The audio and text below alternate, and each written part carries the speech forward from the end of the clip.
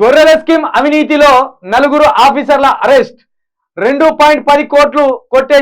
కొట్టేసినట్టు గుర్తించిన ఏసీబీ ఏపీలోని బినామీ అకౌంట్లలోకి డబ్బులు ట్రాన్స్ఫర్ బాధిత రైతుల ఫిర్యాదుతో స్కామ్ వెలుగులోకి నిందితుల్లో ఇద్దరు పశుసంవర్ధక శాఖ అసిస్టెంట్ డైరెక్టర్లుగా చూడుర్రి ఎంత పెద్ద అవినీతి బయట తీసిలా వీళ్ళు వాళ్ళు మేడిగడ్డ మీద కాళేశ్వరం మీద 1,00,000 కోట్ల అవినీతి కేసీఆర్ 1,00,000 కోట్లు తిన్నాడు ఇక్కడ ఇప్పుడు భగీరథ మీద అవినీతి జరిగింది ఇవన్నీ అన్నారు కదా ఆఖరి పోయి 2.10 కోట్ల పట్టుకున్నారట ఇక్కడ అవినీతి జరిగిందని పట్టుకున్నాడు ఇంత పెద్ద స్కామ్ ఎక్కడైనా జరిగిందా దీన్ని ఏ వాళ్ళ మీదకి నెట్టేసిండ్రు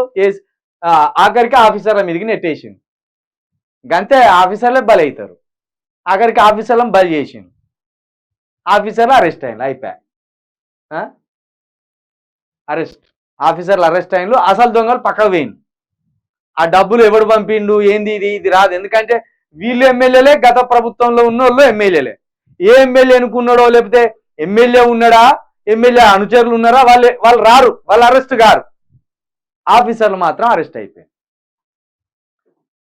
ఇప్పుడు ఎవరైనా ఆఫీసర్లు గట్టిన అవినీతికి పాల్పడితే మళ్ళీ మీ మేరకే చుట్టుకుంటే జర జాగ్రత్తగా ఉంటుంది